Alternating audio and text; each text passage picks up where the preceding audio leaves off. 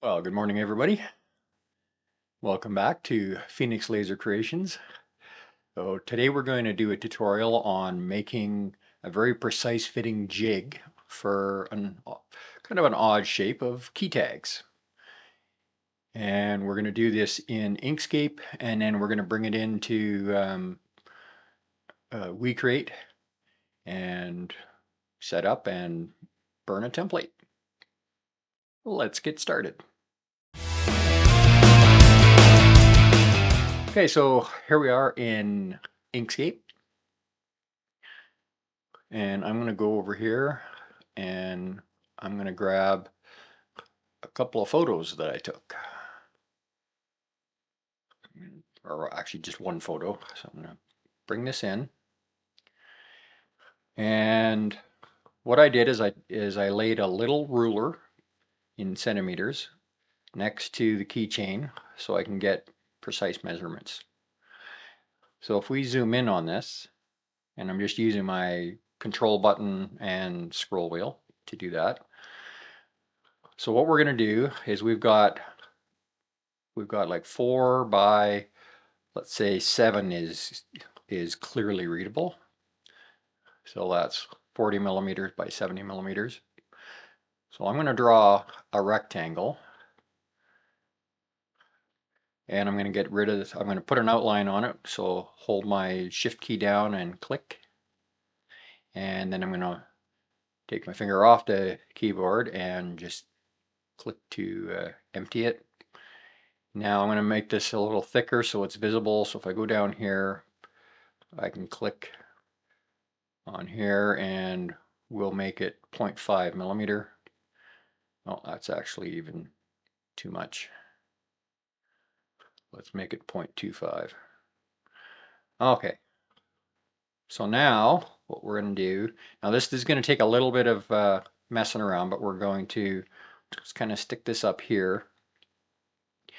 And then I'm going to hold my control key down to force the aspect ratio to stay the same. And I'm going to expand this. And eventually, oh,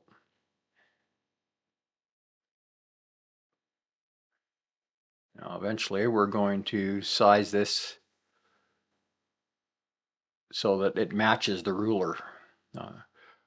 Oh, sorry.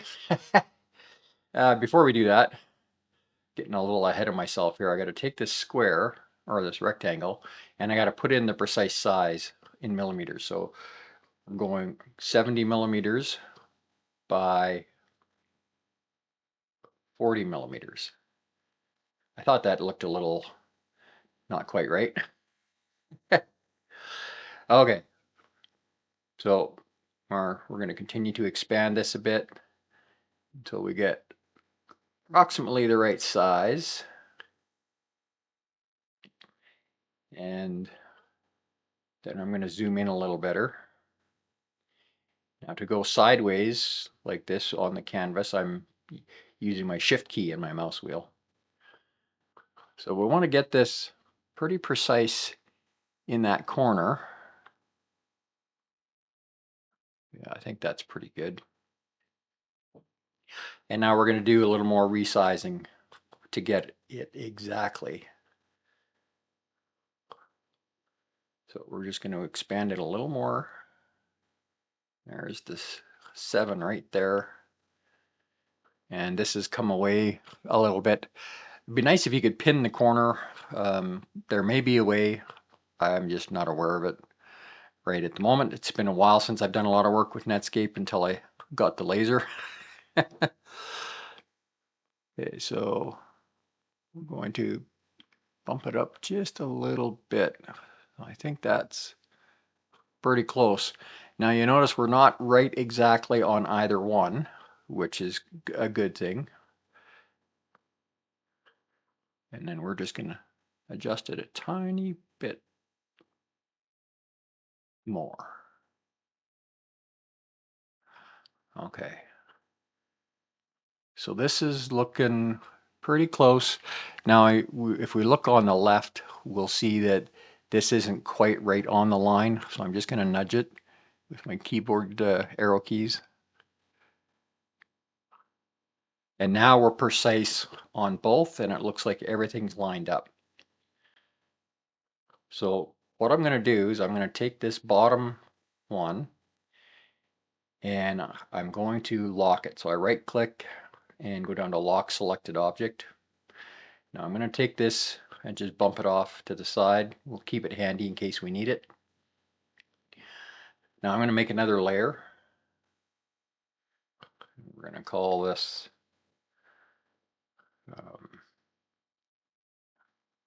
we create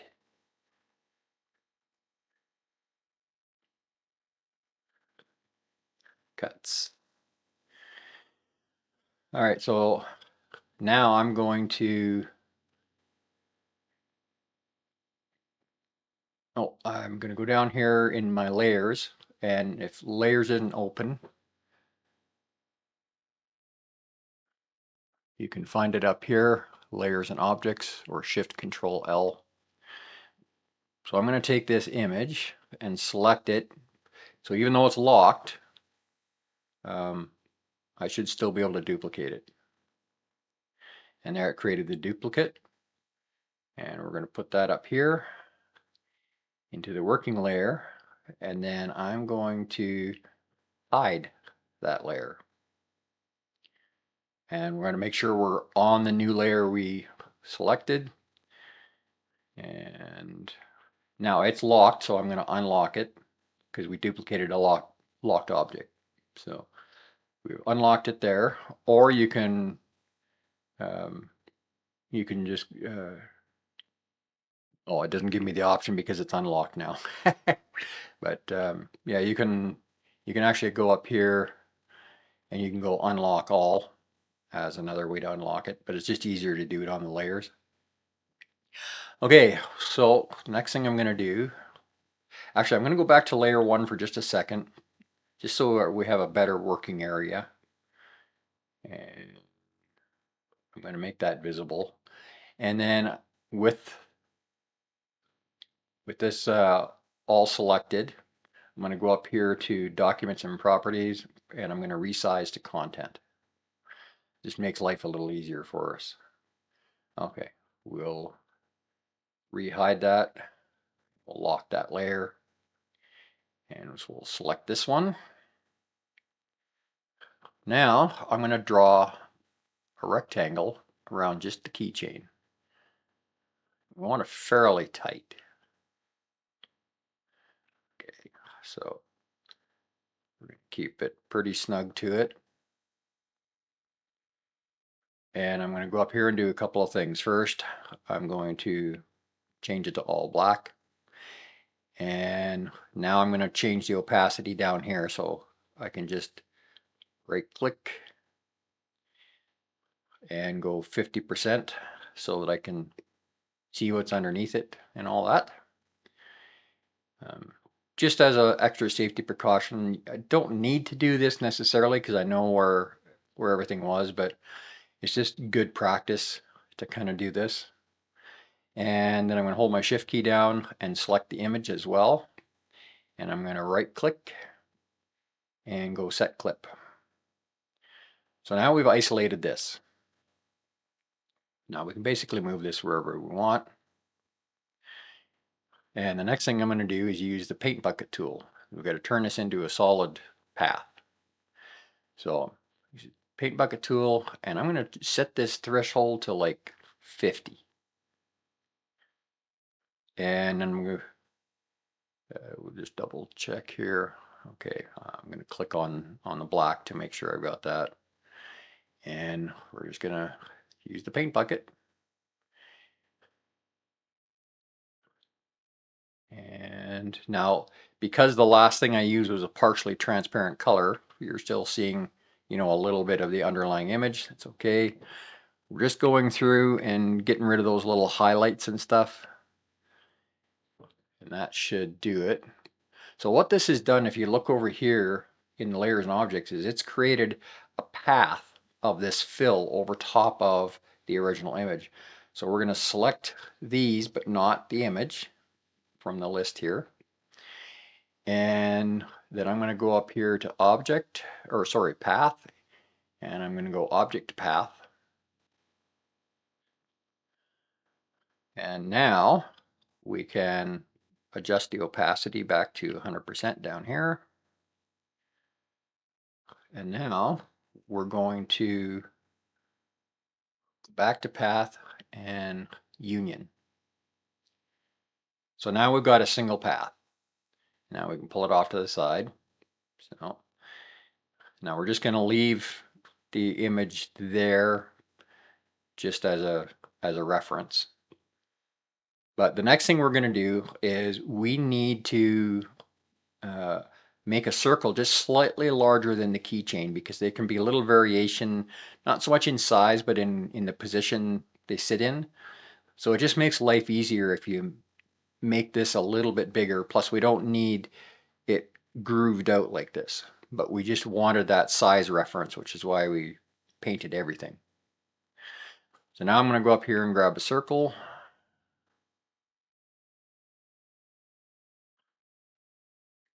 And I'm going to try and get it in the right spot here. And I'm going to hold my control key down to force it to a perfect circle. And now I'm going to change the color so that we can see it here.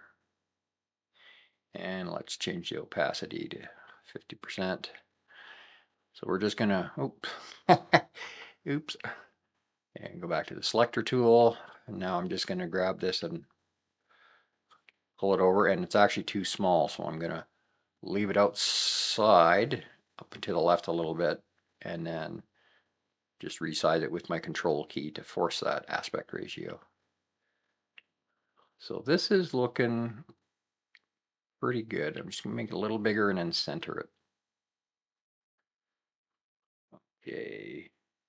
So we can actually hold our shift key down, select this, and then go up to my alignment and distribution. And I'm going to go last selected. And then I'm going to center it. Now that's just to make sure that this is properly centered. And now I'm going to change that back to opaque, and we're going to fill it. And now I'm going to shift click the other object again. I'm going to go up to path, and I'm going to go union. So now this is the shape we're going to cut out. We don't want to leave it looking like this, otherwise we're not going to get a clean, fine cut. Now, I made this mistake the other day when I was doing a tutorial for you guys, and so I'm not going to make it this time. So what I'm going to do is I'm going to hide this background keychain here, and we're going to give this an outline. So I'm going to hold my shift key down, press the black, and then I'm going to take my finger off the shift key, and we're going to empty it. Okay, so there is our basic cut line, but we're not quite done yet. So we're going to go up to fill and stroke, go to stroke style, make sure this is in millimeters, and then I'm going to change this from the 0.08 to 0.01. Now that means it's barely visible to us, but that doesn't matter because 0.01 millimeter is kind of the industry standard for laser software, and it'll interpret that automatically as a cut line. So our next step here is we're going to go and export this.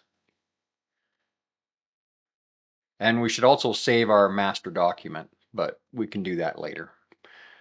This is the file that we're going to work with. So I'm just going to go up here and make sure selection is turned on and that this is selected. And I'm going to click the little folder here. And we're going to give it a location.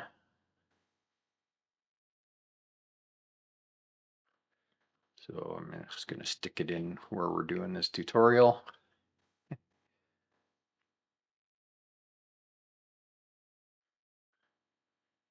And then I'm going to call this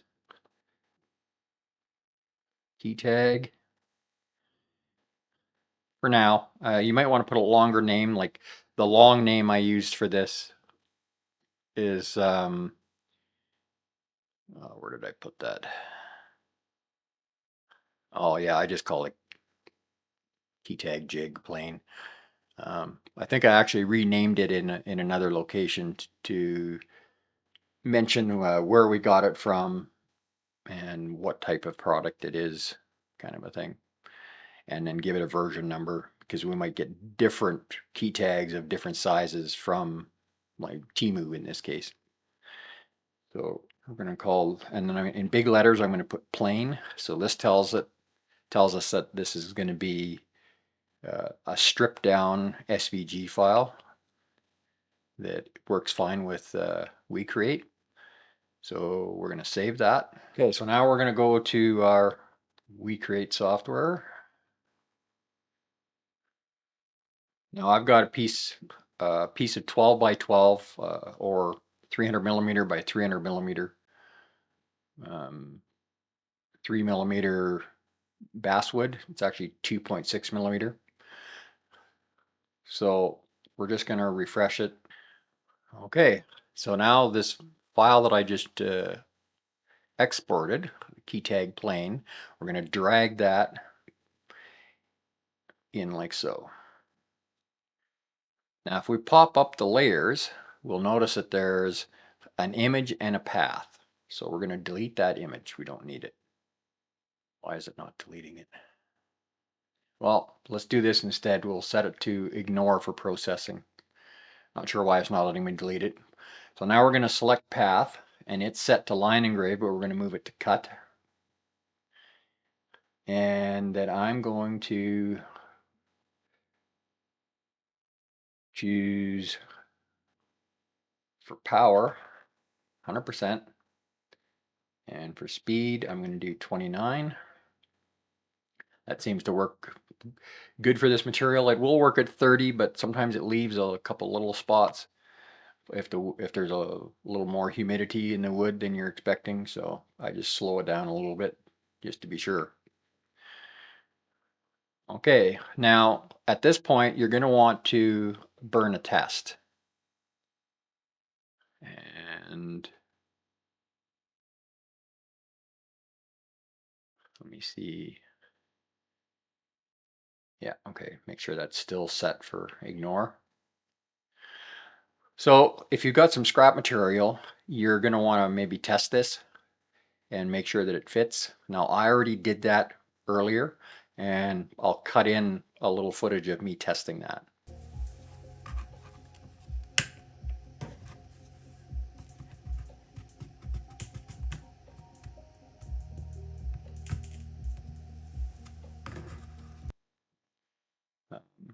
So we're going to actually bring it across, make sure that we're not going to hit this when we turn this into an array. Let's see. Is there a key I can hold? No, not. So just got to be careful for placement. So I'm going to set that here. And then we're going to go up to array creation. And we're going to go 6 columns and 3 rows. So that's going to give us 18. And I'm going to give it a 7 spacing horizontally and vertically. Now, I mean, use what works for you for the material you're using, but you know, I went and did this earlier as practice before shooting the tutorial. So now we'll confirm that. And when we look here, we can see our board is pretty straight. It doesn't look like it's really cockeyed much. It wasn't when I first started. I had to refresh a couple of times and keep straightening it. I try using a square, but that bed moves around so much that a square just doesn't help as much as I had hoped. So, and now I'm going to drag this list down a bit longer so we can see everything. So we can select this, and that selects all of them. And we're just double checking, make sure something didn't get reset, because there is that bug in the Make It software. Sometimes it resets this stuff, but usually only when you're selecting materials using this, then that seems to happen quite regularly. But we won't get into what I think is going on there. I've already covered that in another video. So now we're going to autofocus this.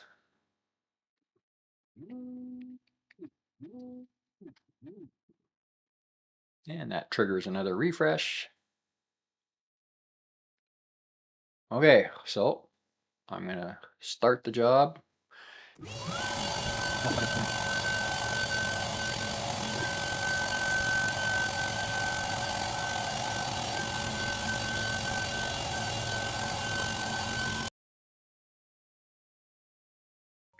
So here I've put the template back in with a backer board. I haven't glued them together here. I've just put them on, and then I'm using the clips to kind of clamp it all down together in one spot. So here I've got some key tags that I'm loading into this jig. I'm not going to fill it right up, just putting a few in to show you. And you'll notice here that you can see there's very little play. You want just a little bit of play so that you can get them in and out easily. So that's what I'm showing you here, is that there's just a tiny bit of play. You'll be able to get in and out. You can see how the rings have the extra room that you need in case your next order the rings are a little different. It should give you the room to do this. Well, thanks for hanging out with us today. Cats are off somewhere wandering around. My wife's actually gone. She's out cat sitting or something. But I appreciate you coming and hanging out with us today.